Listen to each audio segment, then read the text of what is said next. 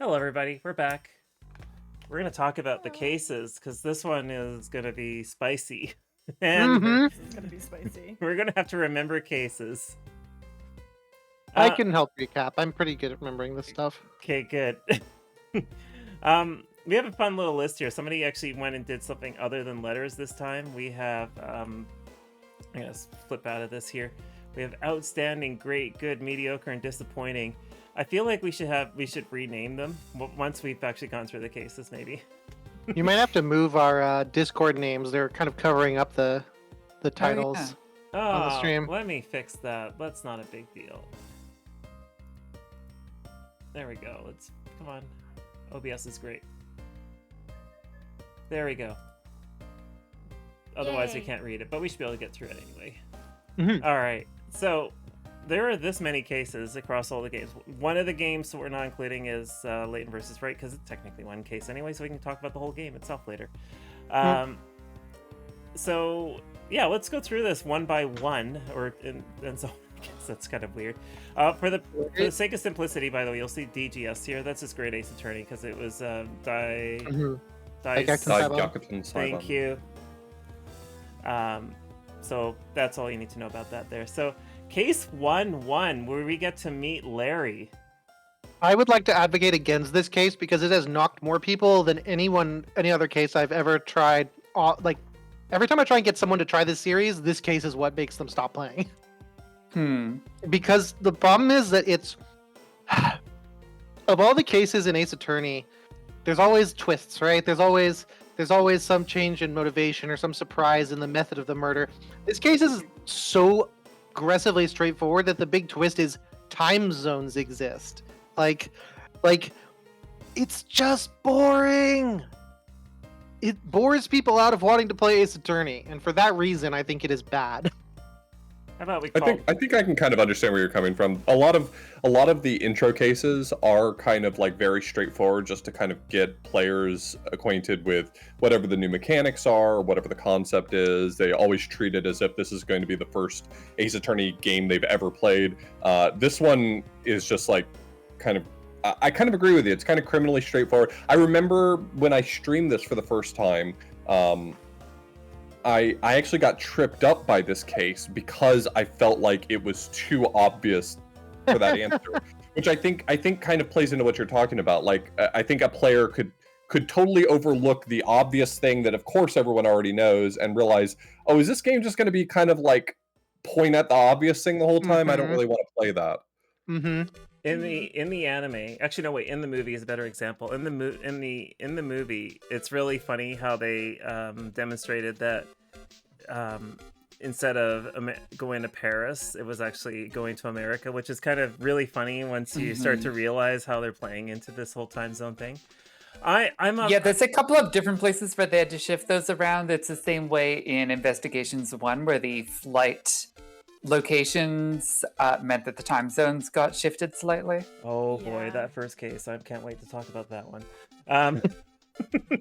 Do we just want to put that in the column? Yeah, fine with that. Then we get to 1-2. Good. Very good Good. case.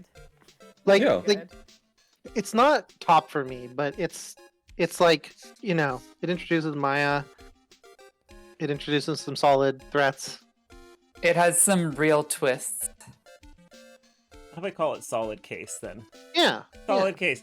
Like, I think that it's what's really fun about this case is you get all the mechanics taught to you in 1-1, right? And then, but when 1-2 comes around, you are actually made to use your brain. You are made to understand that this is the world you're playing in and that nothing is fair. Because you're led to believe in 1-1 that you're going to have this good friend, Mia Fey, to help you out and guide you on your journey. But lo and behold, it's actually going to be her sister, who herself has been accused of murder. And guess what, fuckers? You better get used to this because Maya's going to be on that stand in virtually any game she shows up in. In one, like, what was the first case in which Maya was able to channel Mia? Was it 1-2? One. Okay. Yeah. And it was unintentional, too. I don't think she was quite intending to channel her. Because I don't think it was intentional originally, was it? No, I don't think it was the first time. Yeah. So, solid. Can't say anything against the case. But now we get into 1-3, and that's where we meet the lion-faced person. Yeah. I actually think that 1-3 bucks the trend of case 3s being kind of like, I actually think it's probably one of the more solid case 3s. It introduces a bunch of fun recurring characters. The twists keep going for a surprisingly long time. Mm-hmm. I don't know. I like it. It has enough really fantastic, strong characters that I think this is a good case. Personally, I don't know how high that really puts it, but like I think all of the cases in the first game at least have the standout property to. I mean, I'll focus on this one, but I think it has a standout property of like not really having one of those long lulls that are common for a lot of cases. Mm-hmm. It kind of like always feels like something interesting is happening and keeping it moving forward, and there are quite a few interesting twists that happen. I agree. And like you get like out of case 3, like just to mention the characters, you get all bag, Will Edgeworth. Powers, well Edgeworth, Right? but no Edgeworth. Mhm. Oh, wait, no, was on season 1 2. too. He's in 2, Yeah. Yeah. But you also get Steel Samurai, which becomes like a staple of the Ace Attorney games, just in general of like lore wise. Gumshoe wasn't in case 1-1 at all, was he? No, Oh yeah, he gets introduced in this one, doesn't he? Or he gets introduced in 1-2. dang it, Yeah, but Right. not on 1-1. Who was presenting evidence in 1-1 then? I think it was. I mean, it's only a courtroom, so you just have like Edgeworth, or sorry, Payne is just throwing evidence at you Oh, Yeah. right. That's Yeah. right. through the total lack of discovery. Mhm. Yeah, discoveries Yep. for suckers. And Sawwood is the first witness, so it's over with pretty quickly. Yeah, it's true. Where do we want to put I it thought then? Larry was the first witness technically. Oh, is he? Fair enough. Yeah, and then they bring in the eyewitness. So Oh, right. Where do we want to put it then? I'm fine with solid case. Mhm. Yeah, I think it's solid. 1-4 is outstanding, obviously. 1-4 is such a Mhm. good case. It's a standout case. But like the That means thing it wasn't Christmas. that was so solid. Like my favorite reveal was when, because you were given all these tools, right, in this case, right? You got to go around with the metal detector, and then you have the metal detector still in your hand, so you just go right up to him and it's like, yeah, there's a bullet in you. Like, that's why you took that day off, because you had to like rest for a day to get over a bullet. Like, actually, It's such a good final twist. here's the thing that's fucking impressive about Von Karma. How do you get shot? Was it half a year? I thought he took it. I'm maybe misremembering that, but like, how do you like not go to the hospital after getting shot in the shoulder? Like, I've had a shoulder injury and I had to go to the hospital. I mean, That guy is That's just how- hardcore. yeah, exactly. That's how hardcore he is.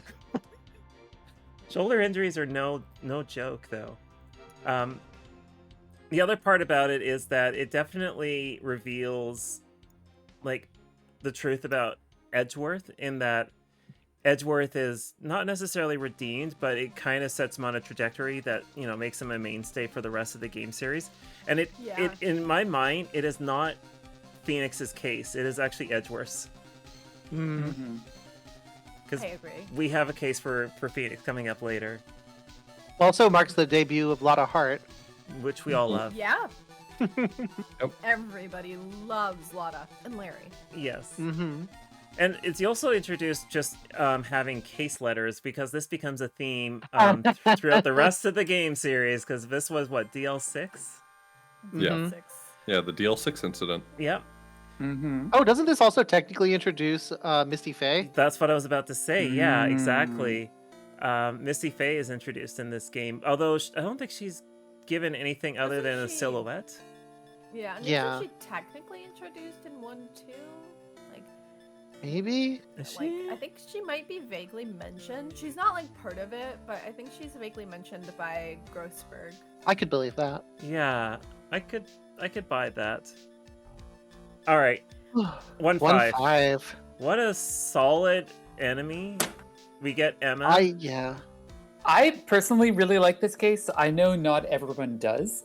for me, treating it more or less as an entire game on its own, I appreciate how much it shows that one single mystery can have quite this many twists and turns and be developed quite this much, not to mention that the characterization of some of the core things, like not only just that it introduces Emma, but Emma's personality, the mystery of what exactly is going on with Lana this entire time in the back of your mind as she's absolutely refusing to help you. It works really well for me.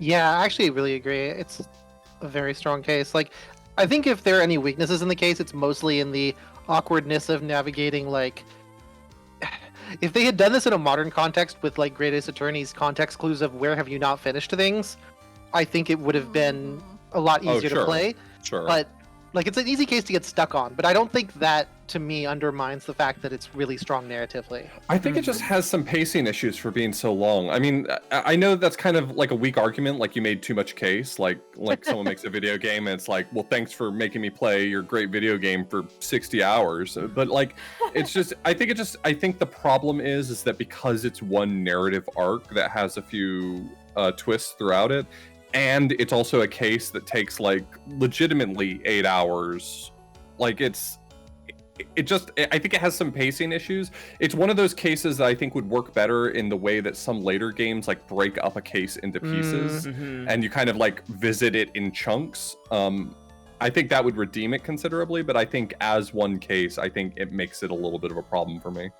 One thing I'll say about case 1.5 that makes it kind of a problem case in some ways is that it wasn't originally introduced in the game series, so it was kind of tacked on when the DS came out, right?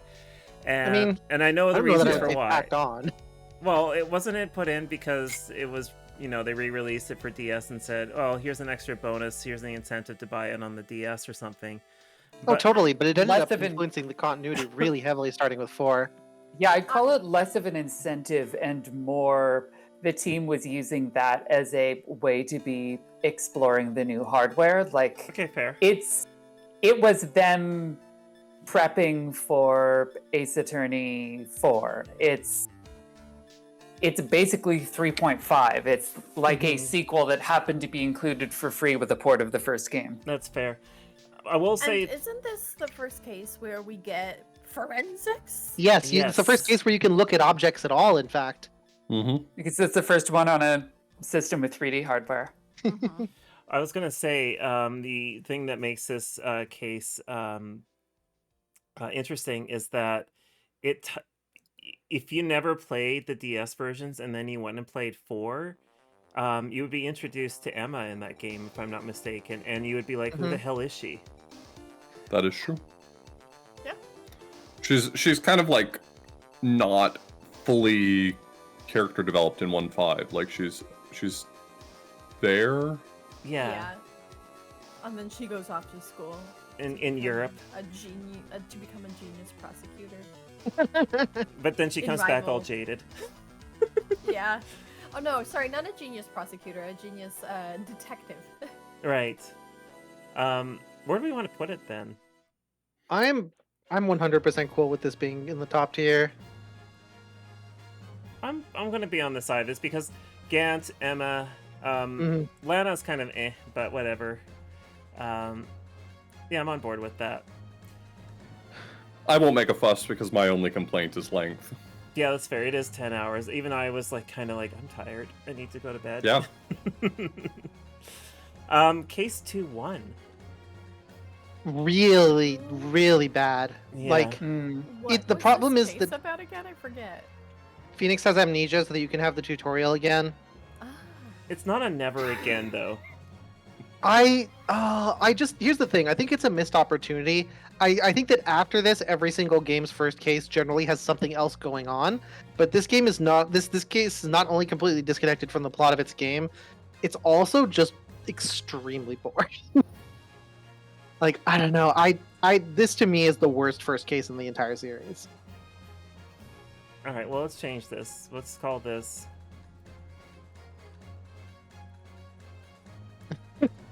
There we go. This is. Sure. We're gonna call it. Why did this case exist again?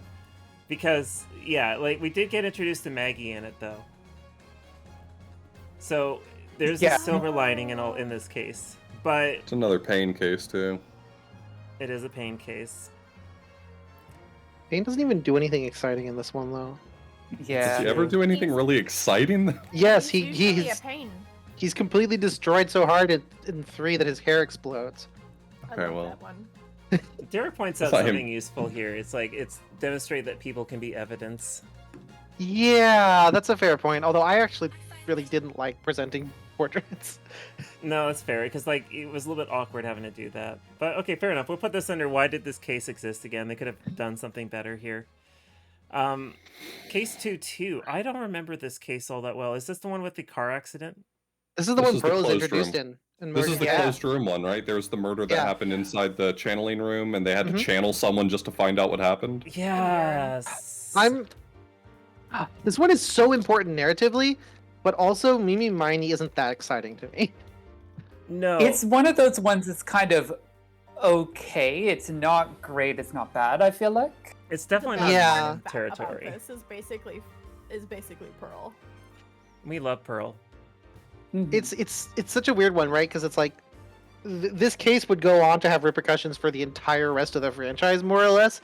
But also, there's so much about the details of it that are just shrug. Yeah, no, Which is the 2 problem in general, I feel like. Hmm. Yeah. I'd probably put it in good. Yeah. I'm thinking I'd good say as well. I'd say it's good. I'd say it's good. It also is another revisit of Lotta Heart. That's true. Mm. Yeah. I will say that one cool little twist about this between the English and Japanese versions is that they recognize left-hand and right-hand driving in the translations, Nice. which is a nice little reveal. Anyway, never again. Yeah, you're right. Yeah, nobody likes Turnabout Big Top. Turnabout Big it's like Top. it's a case that's like got characters that are kind of all over the board, but like the case itself is just a bad time to play. Every You know, this is the second time I forgot about this case throughout this past couple of hours. every character in Turnabout Big Top is among the most annoying characters in the entire series. Like full stop. Every single one of them. And there's so many. Like, Acro is such a poorly written villain. It's like, Yeah. he's like, Yep. oh, I'm in a wheelchair, so, you know, we're gonna use that trope, and this is why I feel justified. I'm like, this is please do not. Oh, do you have face blindness too? Is that where we're going? Yeah. And then Regina, you know, she's never been to school, so, you know, she's had to endure some level of educational child abuse there. And then you have Mo, who is divorced, which, you know, big mood, but, you know, it's like, can you please stop? Can you please? Mo is so close to being the least annoying character. Well, he is the least annoying character. He's so close to being okay, except for that he's constantly making the screen flash. Oh, that's right. And then, of course, like when you have him on the stand, the judge threatens you with an insta kill or whatever, because if you press him too many times. That's why. That's the part. But we've been talking about all of the annoying things and the annoying characters in the case. That part right there is the reason why most people remember Turnabout Big Top, is because it's the first case that becomes like actively adversarial. Most of the cases, it's like you have to really screw up in order to get any real punishment. Your health bar doesn't really matter all that much because, like, as long as you've been awake for the whole time, you're probably not going to make enough gross mistakes to lose 5 hit points for it. And then suddenly they spring on you in Mo's cross-examination that, by the way, if you even ask a question that isn't absolutely pertinent and blows this case wide open, I'm going to take health away from you. It's like, it just feels adversarial. It feels like the game just wanted you to put it down for a little while. Case against you. I think 2-4 goes the obvious location. The obvious location. Yep. It's really good. Gee, I feel like we're seeing a trend here. Final And cases. I feel like 2-4 is one of those ones, it's easy to forget how good it is because of the rest of 2. Right. I very much, because we got introduced to Shelly the Killer, who's a very cryptic person. Like, it's probably one of the most cryptic characters this game has. Agree. I feel like that case is uniquely tense even among the rest of the series in the way the kidnapping of Maya is handled. I agree. Like, that whole episode is just, This is the one where chef's Unguard? kiss. Yes. Unguard? And, Yeah. and this is actually where I come back to the point I made about case 1-4, is that I said that case 1-4 was Edgeworth's case. Case 2-4 is Phoenix's case. Because Mhm. Yeah. because like throughout, because like Edgeworth had to go through a growth pattern, or not growth pattern, but like a growth state, right? And to get to 2-4, Phoenix hasn't had that happen to him. He, you know, like he's been hit in the head and all that sort of thing, whatever. But like he's never really had a situation where he shouldn't win, and now he has to be in that position because he has no choice in the matter. And I do think the introduction of having to cross-examine instead of a parrot, a walkie-talkie. A walkie-talkie, yeah. I was just about to mention, like, for all of its faults, it's got like those two. Oh, I'm having a slight hiccup here. So 1 sec here. Signal. Oh, Yeah, it'll come back. Let's give us a moment. I don't know what it is. All right, sorry, I got cut out there for a brief moment there. I'm back. Welcome back. Is everyone else there? Hello. Okay, cool. I think it was a slight power blip. Oh, fair enough. Yeah. Anyway, where we were talking about the walkie-talkie. Yeah. Oh, I was making a comment that, like, for all of its faults, like, that I cannot remember at this moment, whatever might be whack about 2-4, it's got two major highlights that just kind of feel like it redeems it entirely. It's got cross-examining a walkie-talkie and On Guard's turn. I think Also- both kind of just, like, stand out as, like, wow, that's really awesome. It also has my favorite Edgeworth moment in terms of being nonsense, which is Edgeworth coming in and stealing a giant stuffed bear out from under you and running off with it. That's like as big as he is.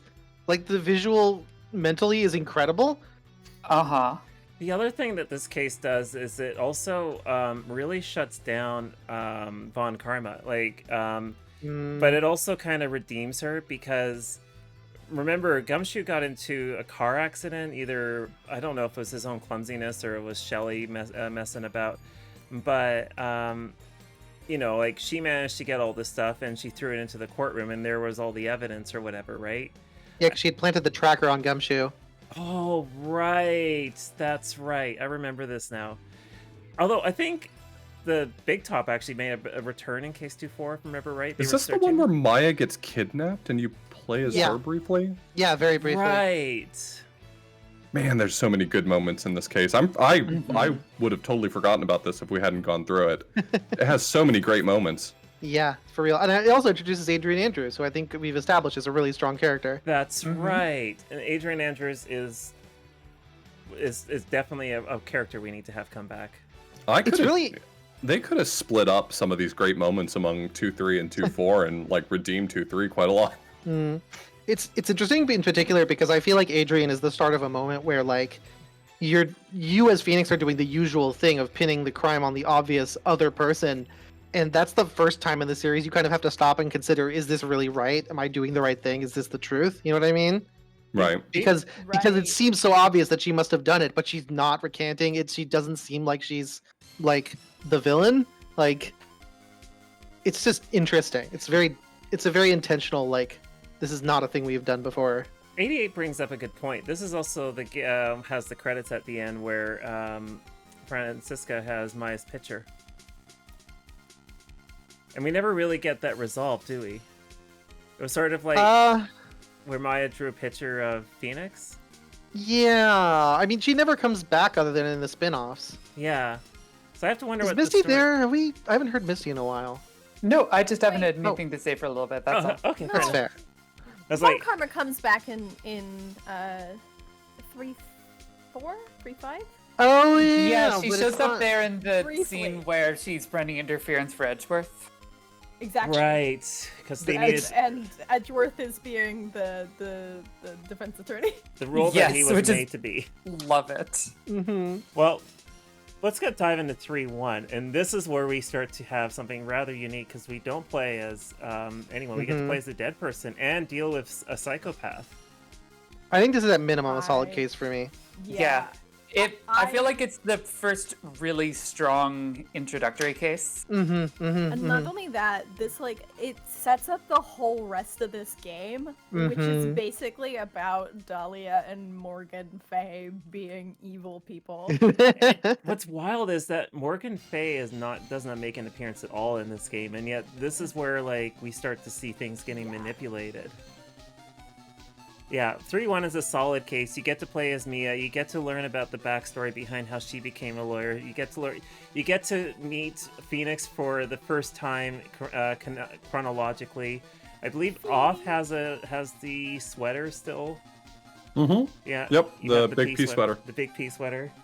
So, perfect. Then we get to 3-2. I don't remember 3-2 all that well. 3-2 is IMO one of the strongest second cases in the series. It's Mask to Mask. Right. Yes. Okay. I will hear nothing bad said about Mask to Mask. I adore this case. The characters are all just wonderful across the board. The mystery is fun and weird. It's the first time we get a case that isn't murder, and then it turns into murder, and you have to try the same guy a second time by pulling him out of the middle of his other court case. It's so good. So where do we want to put it? Because I did like Mask to Mask. And we get Old Bag and Larry sort of together. I would be willing to entertain a top tier for this. What do you all else Yeah. think? I mean, at the lowest, it's good, high good, so maybe low solid case. Misty, Off? I'm fine with solid case. It's not memorable enough to me for me to throw it at outstanding right away, but I do remember a lot of the high points from it, kind of looking through the plot synopsis. I do think it's a good case. Yeah, okay. Isn't this the one with Look at Me? Yes. Yes. Yeah. Yes. I Yeah. call it So outstanding, fun. but I can tell not everyone feels that.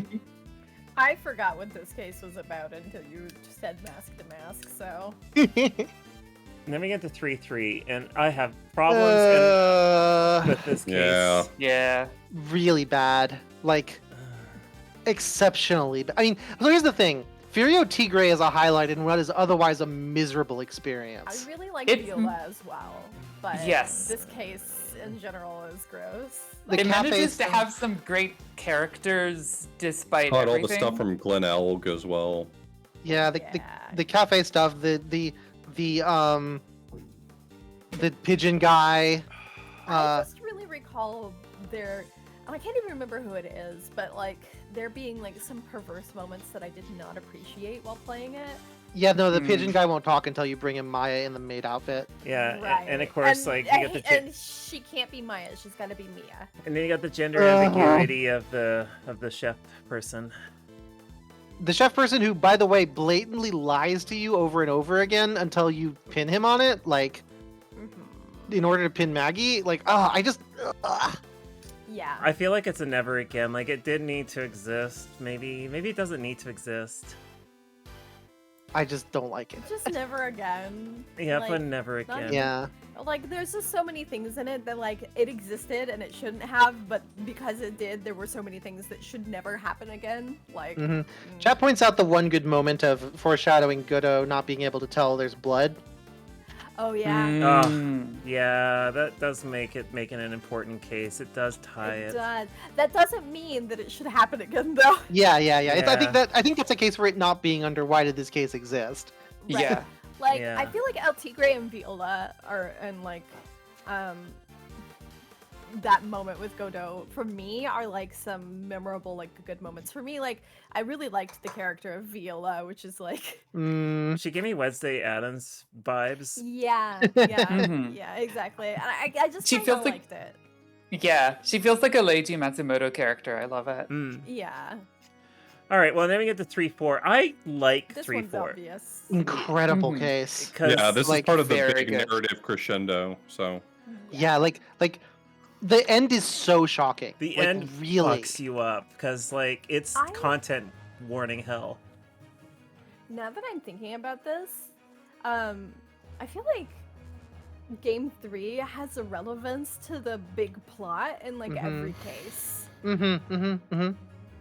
It's really strongly plotted out. I think you can't talk about 3-4 without talking about 3-5 because 3-4 Yeah. is they're together. Part 1. Yeah. It's exactly what 1.5 should have been. I don't mean to circle back to that, but like it's like 2 parts to one big case, and that's exactly what would have fixed the other one for me. And this is a tangent, but it's kind of interesting to me that 3.3 does have some narrative relevance because it was originally written for game 2.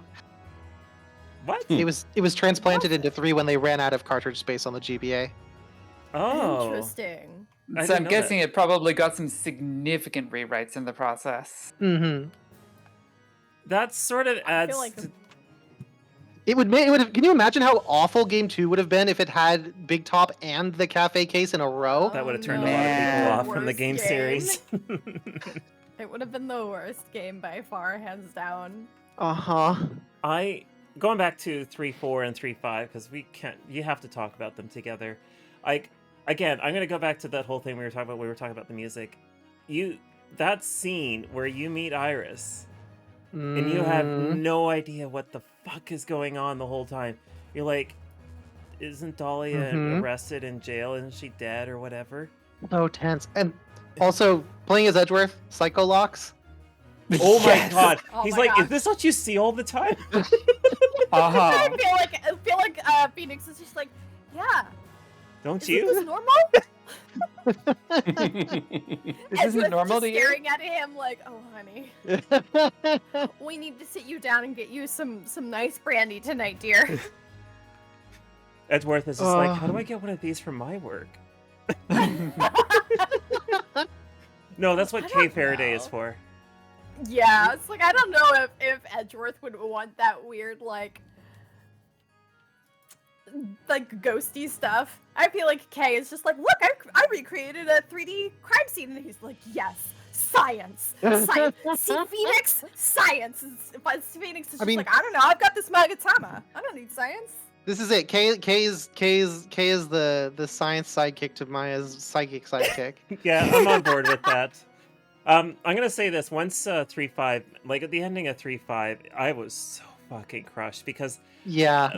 when it was revealed that inside of when it was told like when she removed the thing from her neck, whatever it was, contained inside it was a photo of her, Maya, and Mia, like, and then Maya's crying, and then I just burst, and then of course then the reveal's like, do you know who's hurting the most in all of this?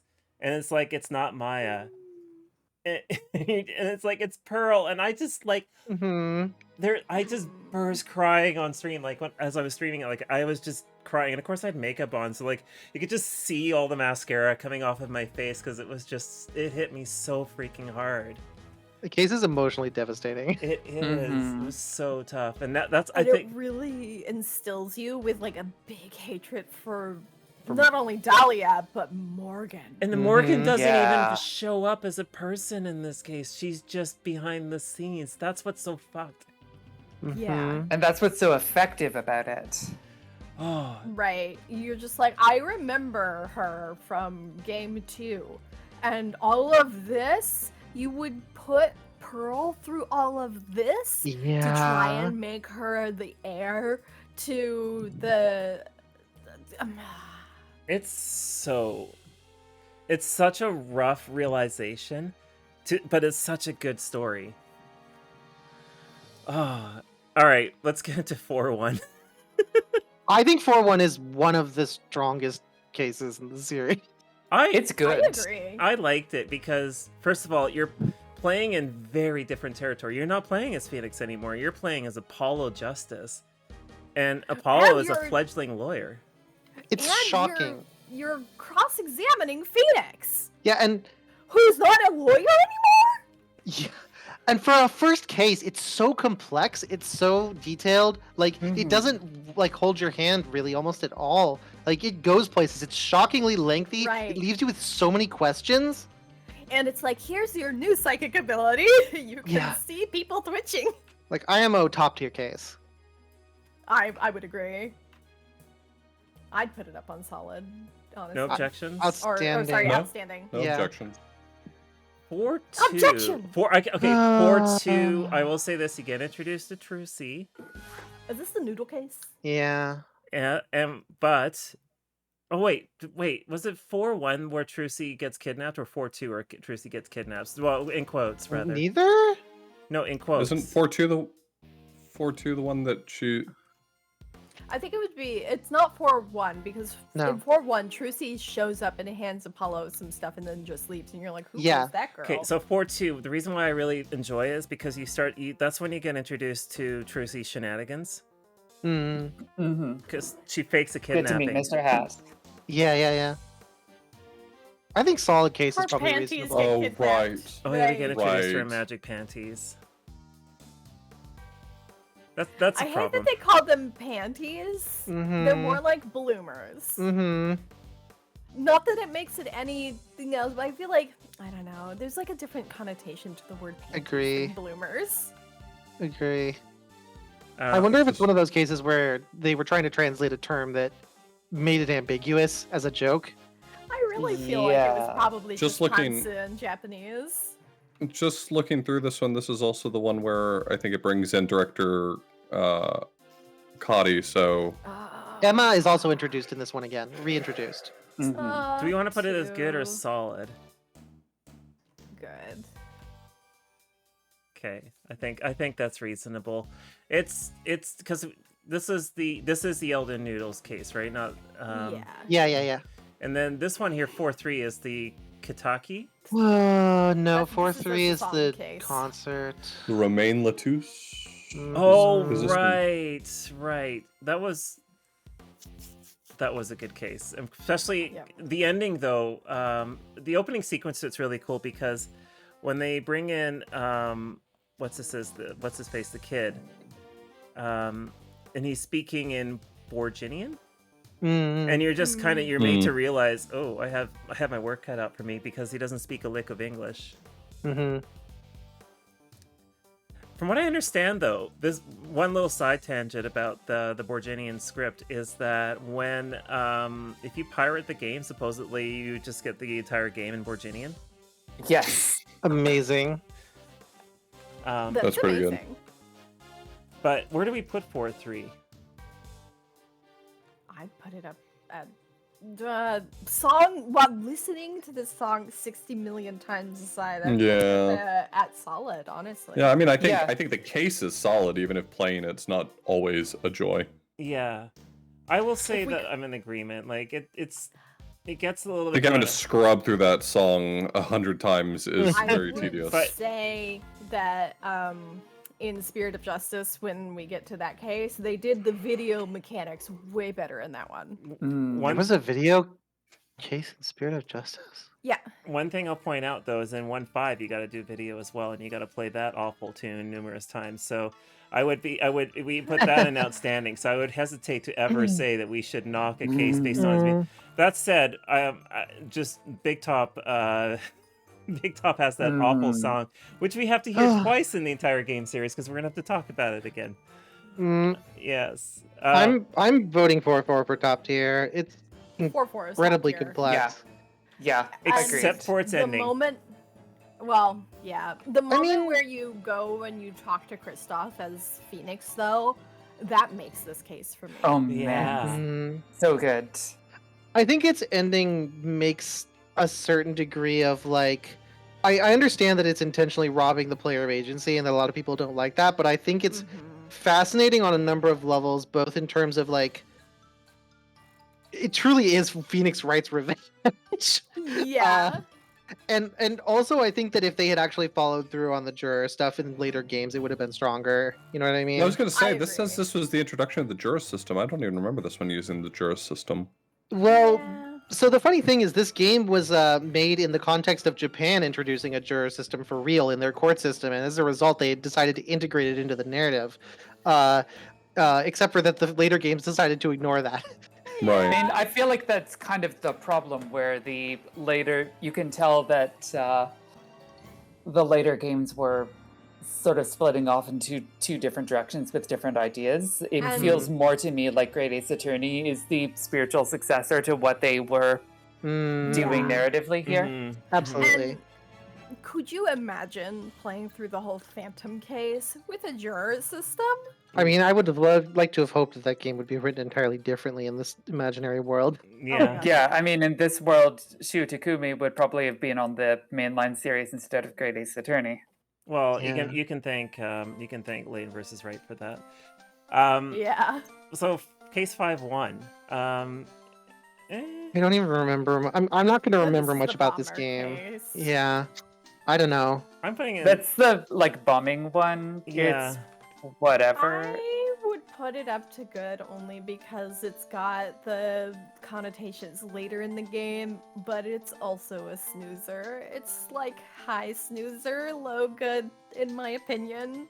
Yeah. Struggle to call that one good, to be honest. But Yeah. I'm going to be saying that a lot for the next few cases. Same. Yeah. It's fair. 5-2. I don't remember this. 5-2 is like The monstrous turnabout with Rex QB. it's the you go to the not Korean village and you Right. solve the I don't remember the It's murder. like a weird, like it looks like a Oh, right. Japanese tourist village where Mhm. like you would go to like Kyoto and see these stands with like trying Yeah. to sell everything. Mm. And there's Jinxie, and she's like one of the best characters out of that whole thing, even though you barely remember her as well.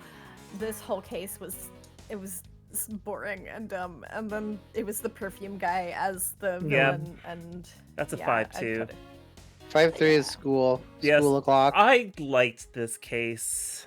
I did too. It's okay. Yeah, it's fine. Like, it's not a snoozer. it's not solid. It's just enjoyable. I will say I really hated the reveal of that guy being 20-something years old and in high school. It kind of bugged It's me. weird. Like, I tried to not be mean about him, but it was really, in the end, we had Professor Gums.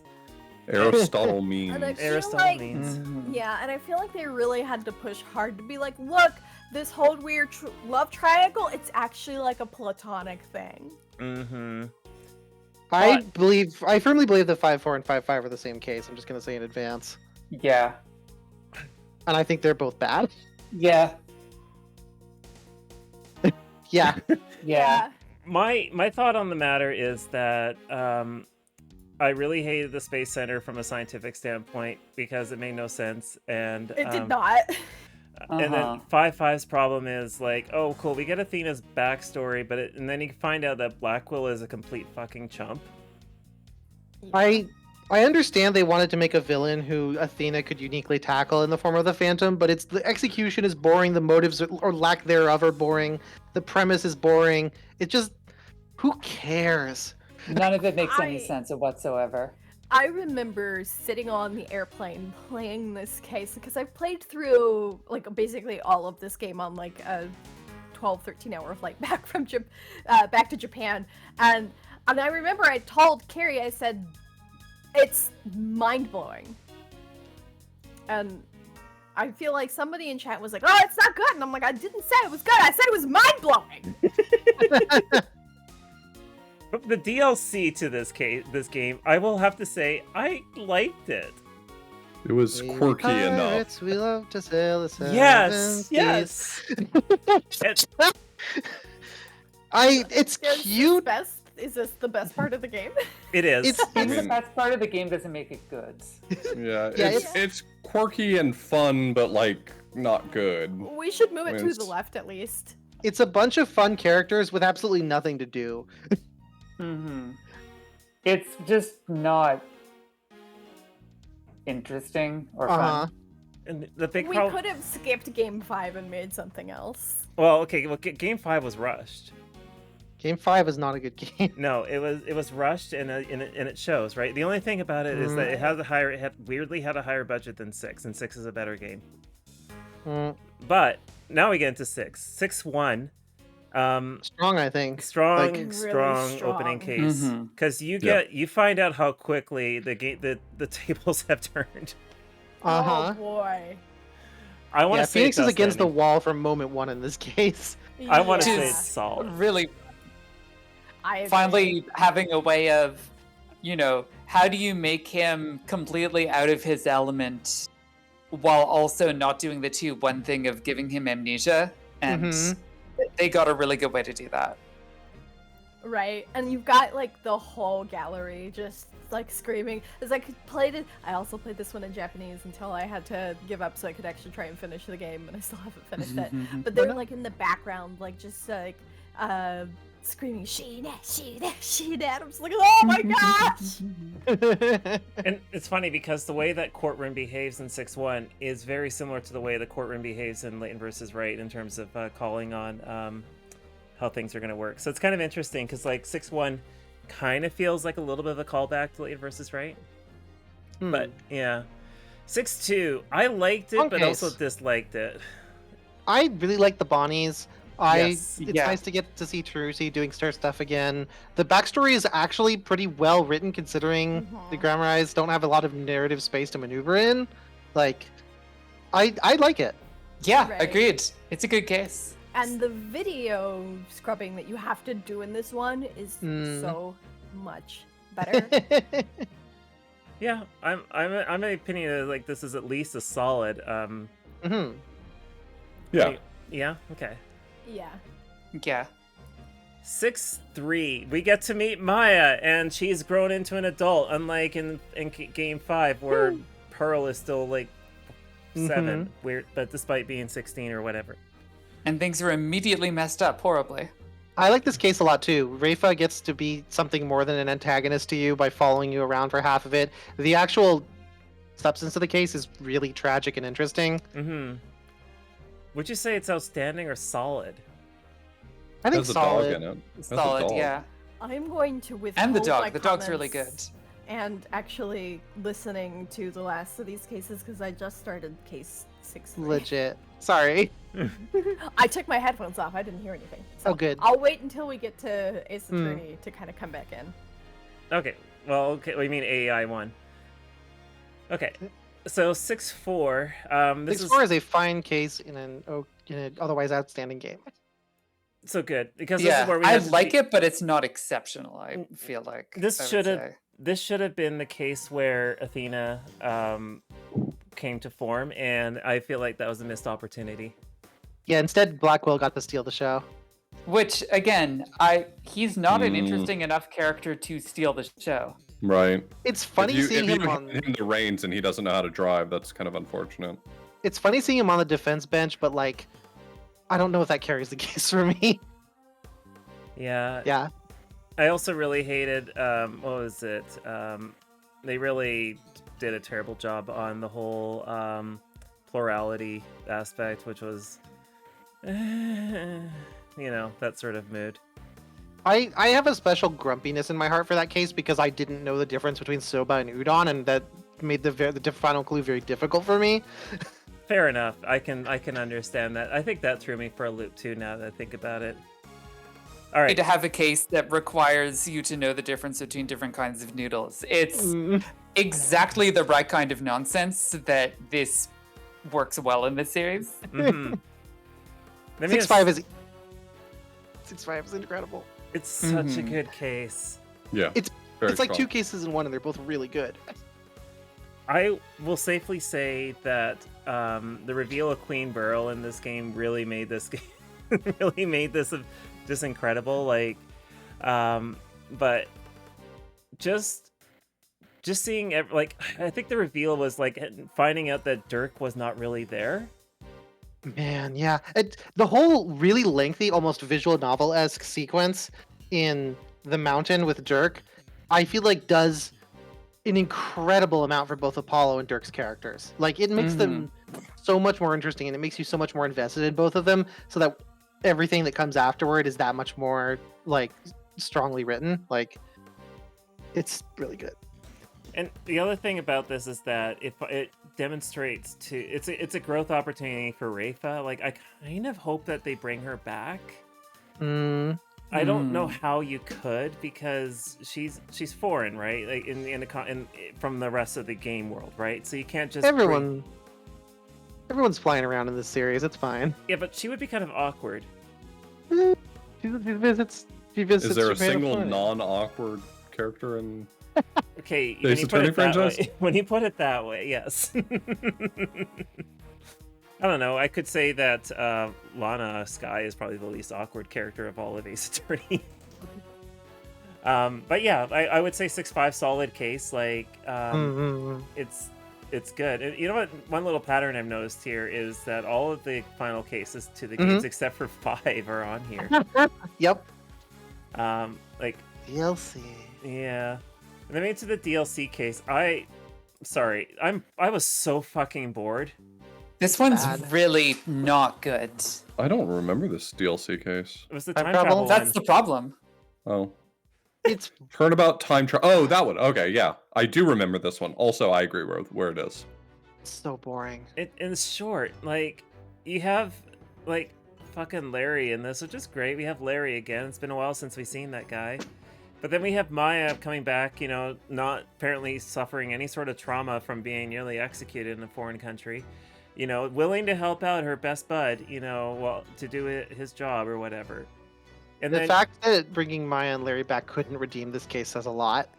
Well, it was written by like somebody who was a huge fan of the Ace Attorney series, who was also like a TV story writer or something like that. I think that's the story behind the DLC case, which kind of shows because it was very much a fan case. Like, I have no real interest in ever playing any, like, and no offense to anyone who ever has an interest in this, I have no interest in ever playing a fan-made Ace Attorney game. Like, if you go and take the Ace Attorney assets and you make a fan game, I'm probably never going to play it. It's not like there's an SMWC for Ace Attorney games. I'm probably, knowing that there probably is one. But yeah, the DLC... There are a handful of fan hacks, but I don't think they're considered overall great. Well, Harvey Birdman does not count 88. But yeah, like, the DLC was just boring. I'm glad I did pay for it. All right, Ace Attorney Investigations, Case 1. Do you know what I summarized this case as?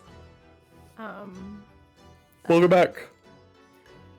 Airplane blues and grape juice? Yes, but the 5-story airplane. Wait, no, that's case 2. Case 1 is case in 2. the hallway, Edgeworth's office. Oh, right. I got Mariah's Oh! Cross. That's right. He comes back from that trip, and he's like, "Oh, somebody's dead inside of my office. Oh, this again." I think this case has some value in that it leaves a bunch of unanswered questions that have interesting answers. Like the person in the office who was threatening Edgeworth at the start actually turning out to be bad, but detective bad, that is. Yeah. But substance of it's very slow paced. It's very slow. It's not the strongest case. It's not bad. There's been a lot worse. I mean, some of the ones that we've put in the sleepy tier are worse than this one, I would say, but... To be fair, 2 of us forgot that this case was what it was, so Yes. I put it at the top of the sleepy tier. Just 'cause Yeah. it's just like, Yeah. oh, that's the case it was? Now that you mention it. It's interesting because, like, chronologically, it's not the first case, right? Like, chronologically, Right. I think it's like the second to last or something. Which, again, I think is interesting. I like that this game is messing around with that stuff. Right. It's not always necessarily successful, but it's doing some interesting stuff there. Yeah. All right, now we get into the 5-story, 6-story airplane. Love it. Love this case. This was With fun. hundreds Nonsense of in a wine bottles. wonderful way. Yeah, solid Great case. juice. Yeah, this is a solid case. And okay, so here's the thing. So the one thing that stood out about this case wasn't actually the case itself. There was this one man who had, like, I think 27 bottles of stuff. And I kept looking at this and thinking, like, okay, so he's flying from supposedly Europe to America, right? And even if this was Japan, this would be bad. But, like, the guy who had all those bottles either consumed enough alcohol that he should be dead, and if it's not alcohol, then he consumed enough liquids that his blood should be thinner, and he probably would have a heart attack. Like, everything about that seat just pissed me off. From like, how did this man survive? So yeah, He actually just had the runs. oh jeez, oh god, He's the second victim of... Oh no. oh no. I don't remember case 3 though. The Kidnapped theme turnout. park. Oh right, Yeah. where we get our Both cameo. Meekins and Where we Goldbag get- come back. Oh yeah. And we get introduced to Kate. Yeah. Oh, that's and right. and you and get Lang. Emma. And And Lang. Goldbag. Lang's great. You get Emma to help you out there. This is yeah, where we wow, learn about the Yatagarasu. There's You so many get the characters first in use this of one. Little Thief. Yep. yeah, and Little Old Thief. Bag is back. Little Thief was such a good mechanic. Honestly, I remember watching Carrie play through this one, and Old Bag was there, and just Carrie was screaming, "No!" And that's why she's good. Yeah. I'm gonna say this is a solid case. I remember this now. Yeah. Yeah. All right. Number This 4. one is the flashback case. Strong case. Remind me of Yeah. it again. This is the one where We're revisiting all of the stuff with Callista and Yeah. Kay's Yeah. dad and yeah, it's your first debut And bad. prosecutor thing, and then you're coming in to defend like a case, and then somebody dies while you're there. And I believe that's actually it's Kay's dad that dies, right? Yeah. I And believe so, yeah. that's the one where a young Gumshoe is so hard up for money that he has to borrow money from a 7-year-old to be able to use the vending machine. Oh yeah, that's Which right. is maybe the most pathetic Gumshoe has been in the history of the series, which is Yeah. great. And Also so he the- splits a Swiss roll with her. The one that ends with Callista, you stealing all your evidence, pointing a gun at you, and running away. Uh-huh. That was Yep, that that's was a really good. good. bit. Love that. All right, where do we want to put it then? I think it's at least solid. I mean, Yeah. to me. I'm gonna put in solid. I remember this case. I definitely enjoyed the flashback, and I getting Gumshoe's back history was pretty good. Like, we don't get a lot of back history for all of our characters, and that one is pretty Right. solid. All right, let me get number 5. Number 5, I do remember. It's the fire. 5 never ends, is its problem. It's way too long. It Right. overstays its welcome. It Mhm. had a lot of interesting stuff, but it was paced weirdly. I just don't think Right. it was entirely effective. It gets Yeah, to the point it's- where most cases would end, and then it goes for another like half of a case. Exactly. Right. It just keeps hitting the end point where you're like, cool, I've solved it, and then it twists it into something else, and then you're like, Right. good, I finally solved it. Like you keep trying to pin it down, and it keeps getting back up. Mm-hmm. It's like, we've got you. And he's like, well, I've got international amnesty. Isn't this also sort of investigation's attempt at doing what the Mo cross-examination did, where he gets to a point where he's like, by the way, if you say even one thing out of line, you're in trouble. Like at the end of it, like he asks you, I think at one point, to present some bit of information that I think if you answer incorrectly, it's just a direct game over. Yeah. Oh, something like yeah. that. Mm. I feel like it's in good territory. It's not a sleeper. I don't know if Yeah. it's... No, But- it's way too long, and then like Mhm. it just like it keeps dragging. I think part of like the reason it keeps dragging is maybe intentional, because like towards the end there, Lang like busts in and he's like, "I got the paperwork done. I can arrest this guy." And you're like, "Oh, thank God, finally." So then we get into investigations 2, Oh and man. it does open hard. Yeah, 2-1 AI 2-1 is really strong. Like really Yeah. strong. Yeah, I feel like it might be Yeah. outstanding. Yeah. Mm-hmm. Yeah, it's an easy opening. But 2-2. Honestly, you can kind of tell it wasn't originally supposed to be an opening, but it works really well as one. Mhm. Right, they moved it, didn't they? Wait, Yeah, there's stuff in the game files that show was actually intended to be longer than it already is, and probably was supposed to go more towards the middle of the game. huh? I didn't know that. So then, where does that leave 2-2? Because that's where you get introduced to Courtney, and we have to go. I think we go to jail. Yeah, Yeah. it's solid. Yeah. I don't know. I think I'd be hard to advocate it for higher than solid, but it's solid. Yeah. Yeah. Because you get introduced to Sebastian, and you're like, "Oh, get this dweeb away from me!" Right? All right. Mhm. Then we get this case. This case is good. Oh, I love that case. Yeah, I think that's Yeah. solid too. Yeah, I'm thinking like this is like probably the highlight of this game is 2-3, because you have to play 2-3, and I think 2-3 you keep going back and forth, right? Yes, Yes. which works really, really well. Yeah, and the whole Young Ray is so good. Young Ray is really good. Oh man, yes. I love the detail so much that adult Ray takes his hat off and bows in the same way that old Dad Edgeworth used to. Yes. Like he inherited that from him. It's so good. Where's my mouse gone? Oh, there we go. I hate computers. And then we have 2-4, which I think this is where we are dealing with Milk Boy. Or is that 2-5? That's 5, isn't it? Yeah, that's 5. Is this the one with? Isn't 2-4 the one where we first get introduced to, or first start dealing with all the stuff going on with? Yeah, 2-4 what's the best dad? Yeah, 2-4 is actually IMO the strongest case in that game. Like Edgeworth gets disbarred, Kay has amnesia. Yes. Like everything is going to shit instantaneously. Blaze the Best comes on the scene. Like it's so good and it's so high stakes.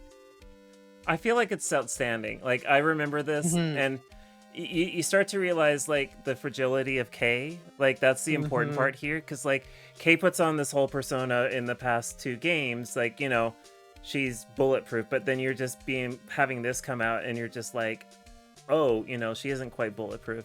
You kind of get that in the first game, but like in this game, it makes it much more apparent. And then we finally get 2-5 in AI. I think 2-5 would have been stronger if they had ended it halfway through. Funny little problem here. The return to the circus in the back half is not my favorite part of that case. So, and I feel like ultimately the thing for me is that the villain turn is not ideal for me. What's really?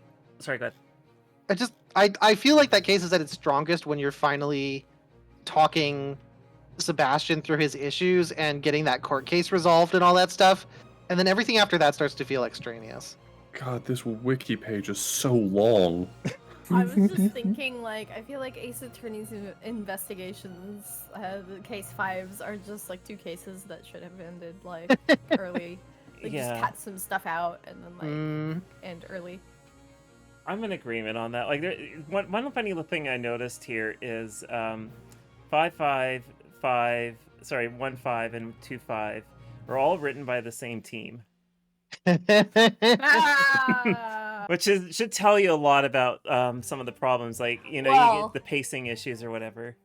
And like 5-4 and 5-5 are basically like the same case anyway. Yeah, that's true. Like we were saying earlier. So like that whole team just writes a bunch of stuff that needs to have the editor go in and be like, here, cut out these 17 pages, and it should be good. And then that leaves us with 10 pages. Exactly. Yep. And you know what this leaves us with? Great Ace Attorney, which we haven't really spoken a lot about at all while we're here, and that's unfortunate because I really like Great Ace Attorney. Marked as DGS here, but we all know it's Great Ace Attorney. Like, Great Ace Attorney's opening case is actually really good. And I think it's quite solid. It's a solid one. It is, and it's important because it ties back into it heavily ties into game 2, which is great. Sorry, was Lost that? A. Oh, did we? Oh no. Yeah, Case disappeared entirely. We will get. They're in the voice lobby. Oh, are they? Oh, okay, let me drag Fair over. Did we lose you forever? No, I clicked on the wrong spot on my screen. Tisk. I'm sorry. Oh my God, Bolt, that's horrifying. The Senran Kagura guy wrote for AA5, and Leighton Verse is right and explains a lot. I can. God. That's upsetting. DGS 1, case 1. Where do you feel like it fits? I feel like it's solid. I don't know if it's top tier for me. As far as intro cases go, is it good? Yeah. I think it's solid. Yeah, and it's important because it ties. It actually is relevant to the rest of the story anyway. So, and then we got case 2. I love case 2. I don't think any game in the DGS series is going to be under solid. Any case. That's the thing. They're the thing. All good. They are. We have to discuss them. Yeah. I think good. This one's good. I think it's solid. The one thing I will say about it is there's no court case. Which makes it unique. Yes. I do feel like I was left with some real questions about Holmes' behavior in this case, given what we learn in the second game. But that's resolved in case 5, which we'll talk about. Yeah. But of all the cases in all of Ace Attorney games, period, I'm going to say case 3 of GAA is probably one of my favorites. That one belongs in the top tier for me. It's so good. And the ending to that is so Man. stark. Like, you do not expect it. It's like the bad end version of Matt Eingard's case. It is. Yeah. Nick Gilded is a good character. I would have really enjoyed seeing something else with him, but at the same time, the way that he was executed in that game, the way that he was, killed, really set the tone for the rest of not only this game but the second game. Like this was what established Great Ace Attorney. Then we get DGS, episode 4, which is the it's not. That's what's his name? The author. Yes. It's Seki Natsume. Yes. Yeah. Which is a very fun case. It's probably the closest that one comes to a like fillery sort of case, but like it's perfectly fine. I want to say it's very good. Yeah. I want to say it's solid. It's not outstanding, but it's solid, and I do like Soseki. I do think it's funny that it was originally intended to be a single long case along with its compatriot from the second game, but they had to split it into 2 because it was so long. I can believe that. Yeah, that makes sense because they developed these games in parallel, right? More or less. Yeah. Then there's DGS 5. I think this case is good. It's not the strongest. Man, I will say that I feel like there is an incredible moment of realization very late in this case when you know the witness looking feature, like when you're talking to someone and then you glance over and Gregson is chatting with the person you know is the criminal quietly, like whispering back and forth. There's this moment of, oh shit. Like, and the game doesn't signal that to you, unlike all of the other ones. It's really well handled. I want to say it's solid. I don't know if I want to put it as outstanding. I do like the reveal quite a bit, but I don't. This is why I don't treat Great Ace Attorney 1 and 2 as separate games per se, because it really feels like it's a middle case. The only reason I'm not fighting for it to be top tier is because of how good GA2 is. Yes. Which is then we get into GA 2-1. Oh man, good case. Incredible case. Good case. Playing as Susetto. It's yeah, and also just the deeply ironic tragedy of like defending someone over the murder of the absolutely awful person you convicted in the first game. Yeah. And like, again, it comes as genuinely a huge shocker, a really effective big shocker. And it's also like the first non-investigations game to end up in our top tier list here. Yeah, which is interesting to see. And then we have the return. The conclusion. I want to say it's.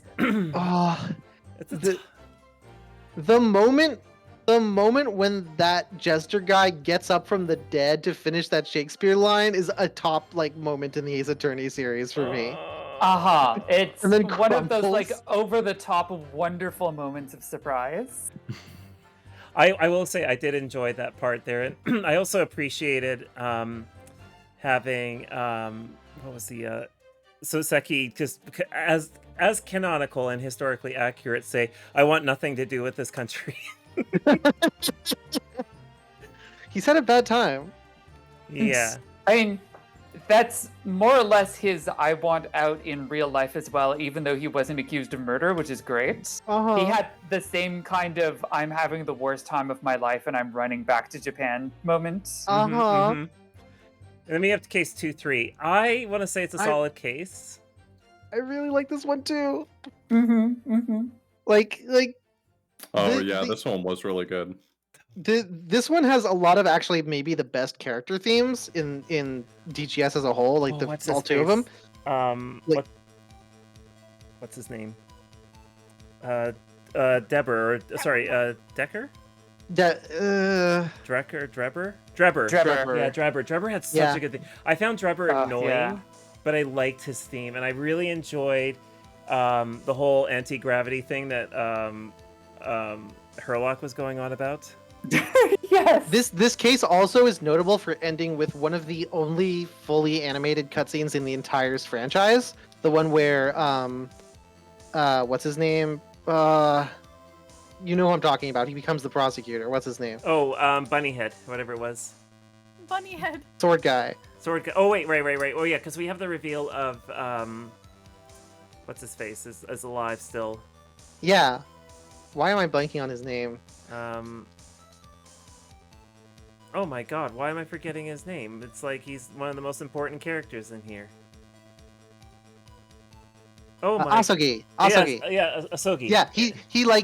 Yeah, the revelation that he's not only alive, but him regaining his memory. Like he gets all his animations added to what's his name? The other prosecutors, like for the duration of that case, and then at the end he's regaining his memory in that really fucking dramatic cutscene. Like that case has a lot going on. Also the really funny logic dance in that one where it turns out the bomb was ticking the entire time.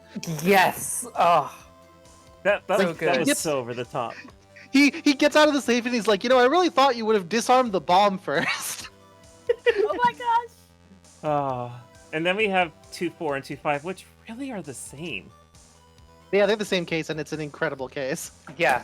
It's one of the best in the entire series. So I like that I'm hearing this from after coming out of Game 5 going, this is the same case, and why does it exist? This is the same case, but it has all the reasons for it to exist. yes, So good. I'm gonna put them both in solid. Outstanding. I like that the entirety of DGS2 is just in the outstanding category. It's correct, objectively. Yes. So two things. The witch has been redeemed by a little bit actually, because when I played through it, here's the thing. I have a bit of a thing for women who dress all witchy. No. I'm a very weak person when it comes to this. You? I know, right? No. That's surprising to me. And as the Madame Tussauds lookalike is going on about things, I kind of was reading her lines a little bit better than I was when I was watching Offplay, and I was like, you know what? You're not as much of a piece of shit as I initially thought you were. It's not that you're great, but Also, I forgot that case features Surgeon Lady and Surgeon Creepy Daughter Lady. oh, she's so good. I love her so much. I also really love the reveal with the Japanese judge Jijoku. That's his name, which I think Jijoku has a negative meaning in Japanese. I can't remember what it means anymore, but as Kay figures it out, I want to say it's like Wait, is it Judge? Right, Jigoku, literally hell. yes. Jigoku means hell. Thank you. Okay, because I was looking up for Jijokyu, and I was like, what? No. Jigoku. Okay. Yes, I was like, because I remember seeing his name. I was like, doesn't that mean like something negative? Oh yeah, hell. But like just him being escaping off to Dunkirk and then having that whole scene where Sholmes and Mitoba are just like doing the dance, and I'm like, oh my god, Herlock has been messing with us for the past 2 games. He's been doing this to teach us how to do his deduction stuff. I am so angry at you. That sequence is incredible. Also, I really deeply, deeply love the reveal that the guy who looks like Watson is Watson. Yeah. Yeah. The ending of that case where it's revealed who Iris really is. Oh my god, when it was revealed that Iris was actually the niece of what's his face of Oh my god. Professor McToba? No. The niece of the prosecutor. Oh, right! Yes. God, I'd forgotten about that detail. Yes. And of course, like, she's never told.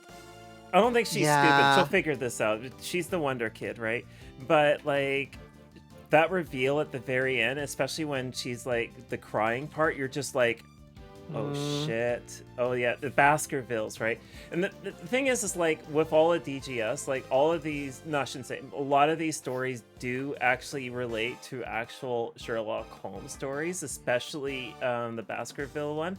Although that one in particular, it was completely redone. The Hounds of Baskervilles was the original. In fact, it was, I don't want to think it was the first one. It was like middle of the writing. But in any event, like, yeah, the DGS's stories, like, you can just see consistently, like, which of these is a good, like, which is really good here. I don't think there's any need to move these around. I think we nailed this. I'm happy with you. these. All right. Well, we only have one part left, and that's going to go pretty quick. So I think we're going to take a quick little break, and we'll discuss which games we like the most, I guess, ultimately. Okay. All right. All right. I'll hit the break button. I'll be right back.